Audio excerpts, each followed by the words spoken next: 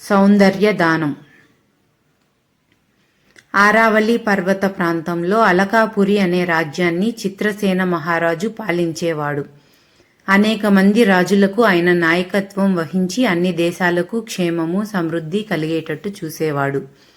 చిత్రసేన మహారాజుకు చాలా అపురూప సౌందర్యం గల కుమార్తె ఉండేది. ఆమెకు జగన్మోహిని అనే పేరు వచ్చేసింది.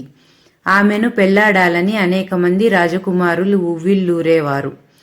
జగన్మోహినిని స్వేచ్ఛగా తన భర్తను ఎన్నుకోగలందులకు రాజు స్వయంవరం ప్రకటించి నానా దేశాల వారికి ఆహ్వానాలు పంపాడు. రేపు స్వయంవరమనగా జగన్మోహిని తన చెలకత్తలతో వనవిహారానికి వెళ్ళి ఒక సరోవరాన్ని చూసింది. ఎంతో అందంగా ఉన్న ఆ సరోవరంలో జగన్మోహినికి స్నానం చేయాలనిపించింది. చాలా దూరం తిరిగి వెళ్ళవలసి ఉన్నదని, చీకటి పడేలోగా ఇంటికి చేరుకోవటం అవసరమని చెలకెత్తలు చెబుతున్నా వెనక జగన్మోహిని ఆ సరోవరంలోకి దిగి ఉత్సాహంగా 3 సార్లు మునిగి లేచింది. ఇంతలో ఆమెను చూసి చెలకెత్తలు కెవ్వున అరిచి అర్తనాదాలు చేశారు.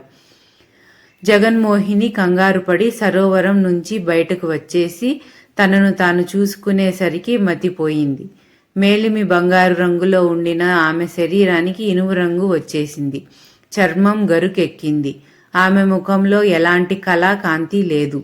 ఏడుస్తున్న చెలికత్తలతో తాను ఏడుస్తూ జగన్మోహిని ఇల్లు చేరుకున్నది. ఆమెలో కలిగిన మార్పు చూసి ఆమె తల్లిదండ్రులు హతాశులైపోయారు. మర్నాడే స్వయంవరం. జగన్మోహినిని పెళ్లాడే ఆశతో అనేక మంది రాజకుమారులు వస్తారు.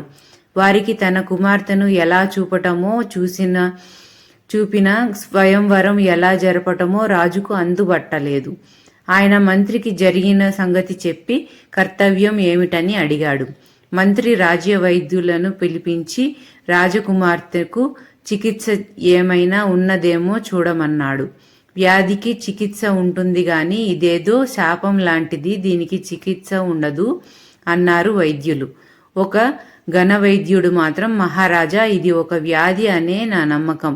అయితే దీనికి సాధారణ చికిత్స అంటూ ఏమిటో నాకు తెలియదు.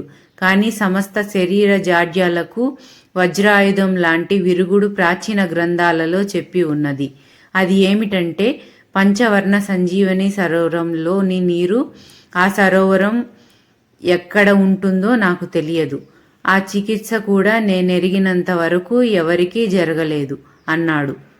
మర్నాడు ముహూర్తానికి ముందే నానా దేశాల రాజకుమారులు సభలో కూర్చుని జగన్మోహిని రాక కోసం ఆత్రంగా ఎదురు చూస్తున్నారు. మంత్రి వారందరికీ అందటి రోజు జరిగిన దుస్సంఘటన గురించి చెప్పి, ఇప్పుడున్న స్థితిలో రాజకుమార్తెను ఎవరూ పెళ్లాడగోరరు. అయితే ఆమె యథారూపం ధరించటానికి ఒకే మార్గం ఉన్నట్టు తెలిసింది. ఎక్కడో పంచవర్ణ సంజీవని సరోవరం ఉన్నదట. దాని జలం తాగితే రాజకుమార్తెకు యథారూపం వస్తుందట. మీలో ఎవరు ఆ జలం తెచ్చి రాజకుమార్తెకు ఏర్పడిన వికారానికి పోగొట్టగలిగితే మహారాజు గారు తమ కుమార్తెను రాజ్యాన్ని కూడా ఇస్తారు అన్నాడు. ఈ మాట వినగానే 2 తప్ప మిగిలిన రాజకుమారులందరూ లేచి తమ తమ దేశాలకు వెళ్ళిపోయారు. వెళ్ళక మిగిలిన 2లో మాళవ దేశపు మహారాజు జయంతుడు, ప్రపంచంలో ఆ సరోవరం ఎక్కడ ఉన్నా సరే వెతికి దాని నీరు తెచ్చి రాజకుమార్తెను పెళ్లాడతాను అని శపథం చేసి అప్పటికప్పుడే ప్రయాణమై వెళ్ళాడు. 2వవాడు విజయపురి యువరాజైన విజయుడు. అతనికి ఒక ఆలోచన వచ్చింది. రాజకుమార్తె ఏ సరోవరంలో స్నానం చేసి రూపంలో మారిందో ఆ సరోవరం దగ్గరే ఆమె మారటానికి గల కారణం కూడా దొరకవచ్చు.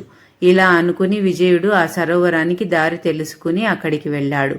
ఈ లోపల పంచవర్ణ సంజీవని సరోవరాన్ని వెతుక్కుంటూ బయలుదేరిన జయంతుడు ఆగకుండా ప్రయాణం చేసి ఆ రాత్రికి శ్రీకారణ్యం మధ్య ఉన్న ఒక పాడుబాడిన కాళికాలయం చేరి ఆ ఆలయంలోనే ఆ రాత్రి గడప నిశ్చయించాడు. అతనికి ఇంకా నిద్ర పట్టక ముందే ఒక భయంకరమైన ఎలుగుబంటి గింఖరిస్తూ ఆ ఆలయం ప్రవేశించింది. జయంతుడికి పైకి ఉరికింది. జయంతుడు చప్పున లేచి కరావలం దూసి ఆ ఎలుగుబంటిని ఎదుర్కొని దాన్ని చంపేశాడు. చచ్చిపోగానే ఎలుగుబంటి అదృశ్యమై ఒక ముని అవతరించి, నాయన, గురువుగారి శాపానికి గురి అయిన నాకు శాప విముక్తి కలిగించావు. నీకు నా వల్ల ఏదన్నా ఉపకారం కావలసి వస్తే చెప్పు అన్నాడు. స్వామి, నేను పంచవర్ణ సంజీవిని సరస్సు నుంచి జలం తీసుకురావటానికని బయలుదేరాను. అక్కడికి దారి తెలిపి పుణ్యం కట్టుకోండి అన్నాడు జయంతుడు. నాయనా, అది మేరు పర్వతం మీద ఉన్నది. అక్కడికి చేరటానికి నీ ఆయుర్దాయం చాలదేమో అన్నాడు ముని. ఆ ప్రయత్నంలో చావటానికైనా సిద్ధమే గాని నేను మాత్రం నా ప్రయత్నం విరమించను అన్నాడు జయంతుడు. ముని అతని దీక్షను మెచ్చుకుని అతనికి తన పాదరక్షలు ఇస్తూ, వీటి సహాయంతో నువ్వు ఆకాశ మార్గాన ఆ సరస్సును చేరుకోగలవు. నీ పని తీరిపోగానే ఈ పాదరక్షలు నా వద్దకు తిరిగి వస్తాయి. వీటిని మరో విధంగా ఉపయోగించకు అంటూ అంతరార్థనమయ్యాడు. జయంతుడు ఆ పాదరక్షకులను ధరిస్తూనే ఆకాశంలోకి లేచి మేరు పర్వతం కేసి పోసాగాడు. ఈ లోపల విజయుడు తన మధ్యంలో ఉన్న సరోవరానికి వెళ్లి ఆ రోజంతా ఆ ప్రాంతాల గడిపాడు. ఆ రాత్రి గడిచి తెల్లవారింది. తెల్లవారుతూనో ఎవరో ముని ఆ సరోవరం దగ్గరికి వచ్చి అందులో స్నానం చేసి వెళ్ళిపోవటానికి ఉపక్రమించాడు. విజయుడికి ఆశ్చర్యం వేసింది. ఆ ముని రూపం ఏమాత్రమూ మారలేదు. అతను ఆ మునిని సమీపించి, స్వామి, మీరే నన్ను కాపాడాలి అంటూ ఆయన కాళ్ళు పట్టుకున్నాడు. భయపడుకు నాయనా, ఎవరు నువ్వు? నీకు వచ్చిన ఆపద ఏమిటి అని ముని విజయుణ్ణి అడిగాడు. ఈ సరోవరంలోనే స్నానం చేసిన రాజకుమార్తె తన అందాన్ని కోల్పోయింది. మీరు ఇందులో స్నానం చేశారు, కానీ మీలో ఏ మార్పు లేదు. ఆమెకు తిరిగి యథారూపం వచ్చే మార్గం మీకు తప్పక తెలిసి ఉండాలి. అది నాకు దయచేసి చెప్పండి అన్నాడు విజయుడు. నిజమే నాయనా, ఇది నా తపశక్తితో సృష్టించిన కొలను. ఇందులో స్నానం చేసిన వారి అందం హరించేటట్టు నేనే ఏర్పాటు చేశాను. ప్రతి వాళ్ళు ఇందులో దిగి దీన్ని మలినం చేయటం నాకిష్టం లేదు. నీ అందాన్ని నువ్వు రాజకుమార్తెకు దారపోసే పక్షంలో ఇందులో నిన్ను స్నానం చెయ్యనిస్తాను. అలా చేస్తే నా శాపానికి విఘ్నం ఉండదు. కానీ నువ్వు విరూపుడివై పోతావు. ఇష్టమేనా అన్నాడు ముని. ధన్యుణ్ణి స్వామి అని విజయుడు కొలనులో స్నానం చేసి తన అందమంతా పోగొట్టుకుని రాజభవనానికి తిరిగి వెళ్ళాడు. రాజకుమార్తె తిరిగి ఎప్పటిలాగా కావటం చూసి తల్లిదండ్రులు అమితమైన ఆశ్చర్యము, ఆనందము పొందారు. ఇంతలోనే కురూపిగా మారిన విజయుడు వచ్చి రాజకుమార్తెకు యథారూపం వచ్చినందుకు చాలా సంతోషించి తాను చేసిన పని చెప్పాడు. ఆ సమయంలో జయంతుడు జలంతో వచ్చి చేరి, నా ప్రతిజ్ఞ నెరవేర్చాను. ఈ జలంతో రాజకుమార్తెకు యథారూపం ఇచ్చి ఆమెను పెళ్లాడతాను అన్నాడు. రాజకుమార్తె జయంతుడి ఎదుటికి వచ్చి, మీ శ్రమ వృధా అయ్యింది, నాకు యథారూపం వచ్చేసింది అన్నది. తర్వాత జగన్మోహినిని ఎవరు పెళ్లాడాలన్న సమస్య వచ్చింది. వికారంగా ఉన్నప్పటికీ తాను విజయుడిని పెళ్లాడతానని జగన్మోహిని అన్నది. పడరాని పాటలు పడి తాను పంచవర్ణ సంజీవిని సరోవర జలం తెస్తే ఆమె తనను కాదనటం భావ్యం కాదన్నాడు జయంతుడు. అప్పుడు మంత్రి కలిగించుకుని, నువ్వే న్యాయం చెప్పు బాబు, పంచవర్ణ సంజీవిని సరస్సు ఎక్కడున్నది కూడా ఎవరికీ తెలియదు గదా. దాని నీరు నువ్వు మూడో రోజుకల్లా తెచ్చావంటే నమ్మటం సాధ్యమేనా అన్నాడు. రాజకుమార్తె నన్ను పెళ్లాడకపోతే పర్వాలేదు గాని నేను మోసం చేశానన్న మాట మాత్రం పడను అని జయంతుడు తాను తెచ్చిన జలాన్ని విజయుడికి తాగమని ఇచ్చాడు.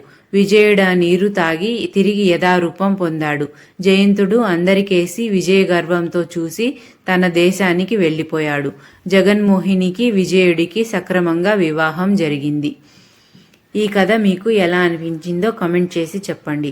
కథ నచ్చినట్లయితే లైక్ చేయండి, షేర్ చేయండి, హైప్ చేయండి. కొత్త వాళ్ళైతే సబ్స్క్రైబ్ చేసుకోండి.